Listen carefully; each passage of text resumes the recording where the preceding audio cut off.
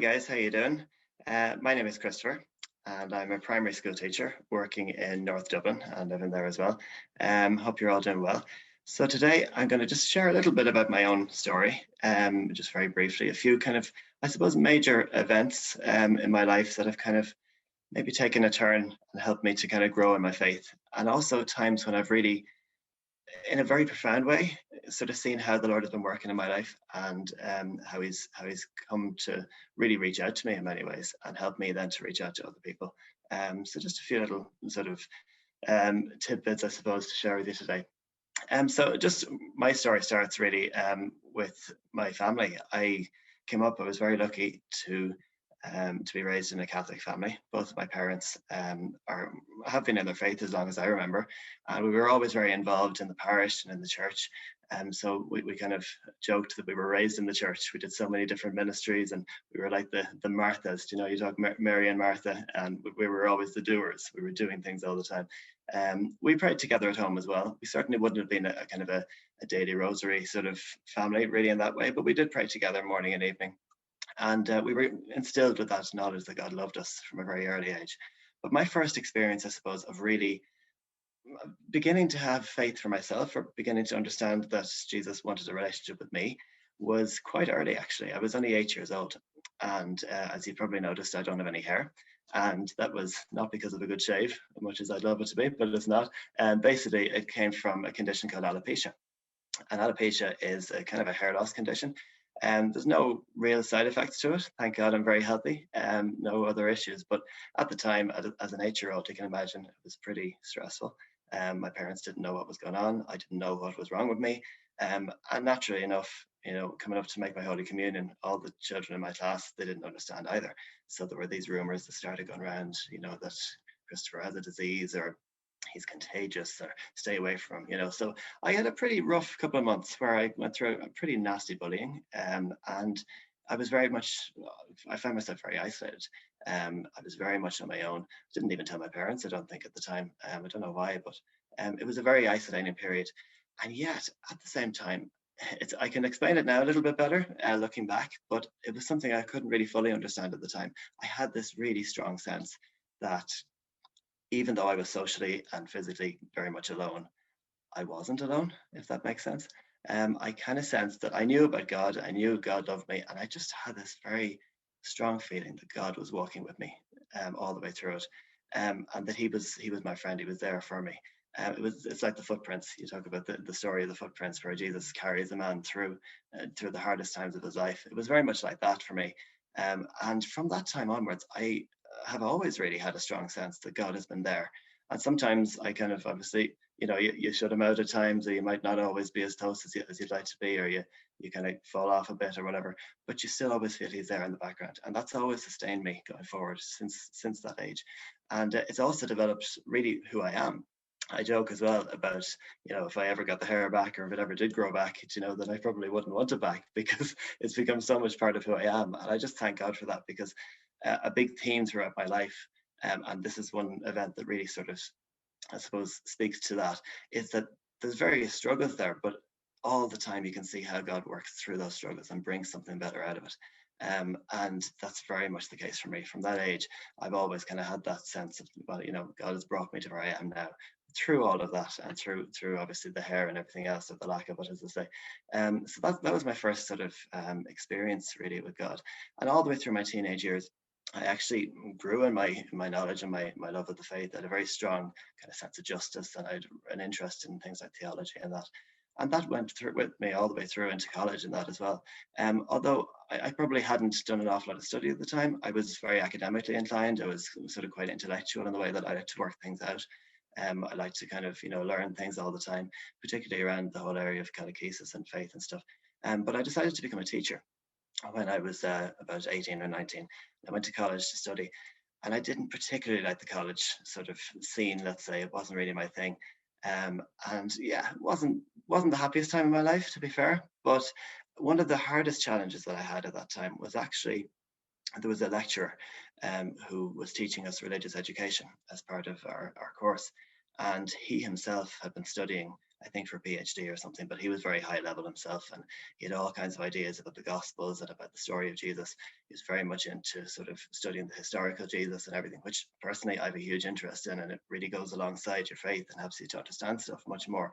But he was kind of gone off on one, as they say. He sort of had ideas about the sort of the faith and the Gospels that certainly wouldn't have been orthodox. And at the time, as I said, my own knowledge of the faith wasn't as strong maybe as it could have been. So I tried to talk back against him and tried to sort of, you know, discuss and debate things with him and try to show him that, well, actually, no, this is what we believe and not something else. But he was always very strong with answers. He always had an answer for everything. Yeah, he had a way to kind of shut me down or whatever. And that really actually shook my faith at the time, because much as I had a certain amount of faith for myself and I had that relationship with God, and my knowledge of my faith wasn't as strong as it needed to be. And that really shook me, because I then started to have doubts and worries, and I had a little mini faith crisis, if you could call it that, because much as I didn't lose my faith, it certainly did cause me to question an awful lot, and I really had a lot of stuff to think about and think through. So I remember at one stage just kind of crying out to God, really, and just saying, listen, please help me to work this out. He knew how my brain worked. I needed to put the pieces together, and I needed that help to do that. So I remember going to the Bible, and I opened it up on one of the Gospels, and the page, they talk about Bible roulette. You open the Bible and you sort of, you pick out a page and see what it says, and it may not always be effective, but it certainly worked for me on this occasion. I opened it up on the story where Jesus was telling the disciples that he was going to be handed over and that he was going to be put to death in Jerusalem, and all these things had to happen. And of course, Peter comes along and says, Lord, this can't happen to you. This is not, you're a God. You can't, this can't happen. We have to stop this. And of course, Jesus is very sharp and very straight in his answer. He says, get behind me, Satan. He says, you're an obstacle in my path, for your thoughts are not the thoughts of God, but the thoughts of man. And for me, as somebody big into the studying and theology side of things, this really struck me. It was like the thoughts of God and the thoughts of man. And the realization that God's thoughts or God's wisdom, God's knowledge is so much greater than anything we can ever aspire to have as human beings, and even somebody as intellectual and intelligent and seemingly knowledgeable as my lecturer, who was saying all these things, even he didn't have it all together. He couldn't possibly have all of it, much as he might have more knowledge than me. But it actually drove, first of all, it restored my sense of, okay, let's trust God has this. I may not understand it all, but God is working in this, and something will come from this. So it actually drove me to learn more about my faith. So I went and studied theology and all this. Now, not saying everybody has to do that, but that was just for me. But it was a great thing, because that actually brought me to understand my faith so much better. And again, from a period of huge struggle, a lot of difficulty at the time, God brought me on that path, taking that interest to sort of learn more. And as a result, I've now been able to have chats and discussions with other people and help them, both in my family and outside of that as well, and just help other people to understand their faith better because of that too. So it's great that he's given me that chance to see how my own struggle again has come forward into being able to become something good and help other people through that too. So that's been great. And I suppose as a teacher, as I mentioned at the start, I'm a primary school teacher, and I've been teaching fifth class for the last couple of years. So 10, 11-year-old kids. And they're at that age where they're full of questions and they want to know everything. And one of my favorite things to teach is actually faith formation and religious education in school. And it becomes very much part of the ethos of our classroom. And sometimes you'd be in the middle of a maths class and a question will come up about something, and you divert into all sorts of things, and it becomes a great discussion. But that whole, I suppose, the extra knowledge that I've gained through the study and through the opportunity to learn has helped me a lot in the classroom. And you can see the impact that has on the children. And the way that they learn their faith over the period of the year or so I work with them.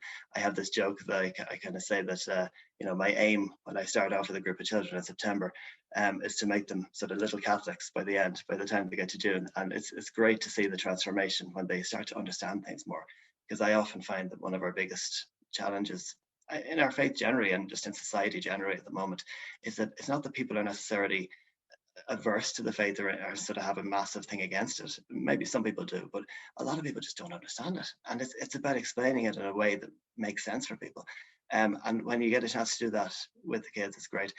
Like I've had so many stories, not just of the children themselves, but even parents and families giving me feedback about incidents that have happened for them, or how the faith has come into their house as a result of something that a child has said, or that they've learned in school. So just again, to get that opportunity to be part of that, and that, again, when it comes to something that's maybe you make an impact in some way and you trust that God uses you, but you don't always get to see that necessarily, how that works. Maybe you don't ever see it.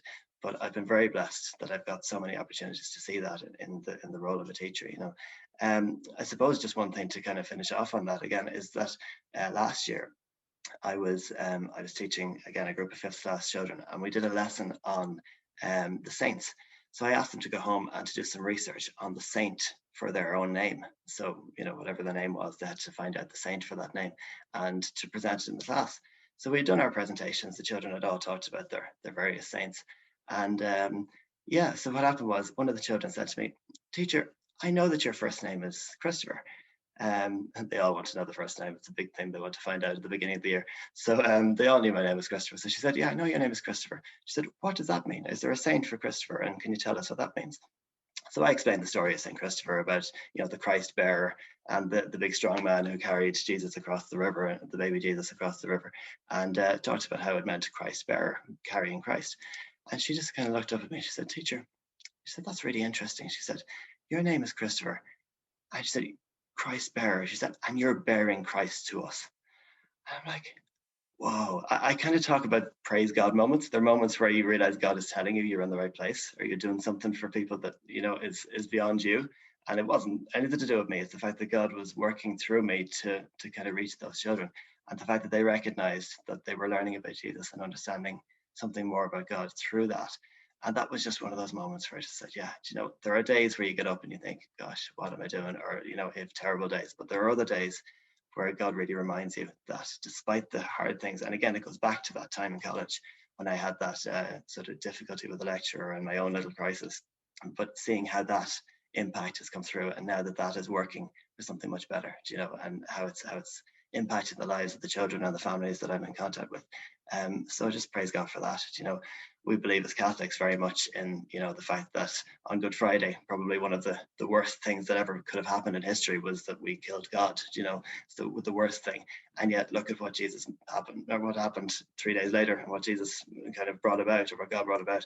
That's, the greatest possible thing that ever happened. So that, again, that's a theme throughout my own life constantly, that, the struggles, the difficulties, much as we may not always see it, but God is always working through those, and he always brings something better out of it. So that's just a little kind of a thought for myself today, and something that I've experienced myself. So just to encourage you maybe to be open to seeing how God is working in your own life, even in the small things. See how he's using you, and see how your own struggles and your own difficulties maybe are speaking to other people, or how other good things are coming through those over a period of time. So I leave you with that thought. I just want to wish you all a very happy Christmas. I know it's a tough one this year with all the lockdown and everything, but please God, we get to see you all soon, and we'll have retreats in person again very shortly. But in the meantime, God bless you all, and have a great Christmas.